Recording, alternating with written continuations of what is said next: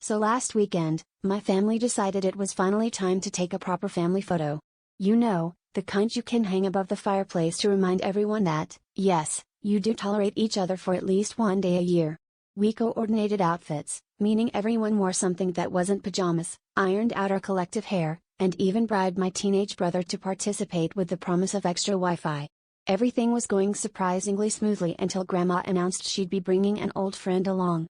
Mildly intrigued, we all just assumed she meant one of her knitting buddies or maybe her infamous fruitcake. But no, Grandma's old friend turned out to be her pet parrot, Captain Crunch, who she insisted was basically family anyway. Apparently, he's been with her since the late 90s and has picked up quite a few phrases, some more appropriate than others.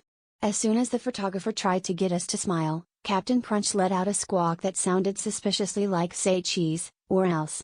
We all chuckled the first time, but on the third attempt, the bird started flying from shoulder to shoulder, landing squarely on Uncle Jerry's bald spot and refusing to budge. You'd think a parrot would just pose quietly, but Captain Crunch had other plans. Each time the flash went off, he'd either flap his wings dramatically or shout a new threat, "Smile like you mean it. Or nobody blinks or I tell your secrets." It got to the point where my little cousin tried to bribe the bird with crackers, but Captain Crunch was having none of it. He even pecked at the camera lens, leaving the photographer muttering about hazard pay and updating his LinkedIn profile to Animal Wrangler.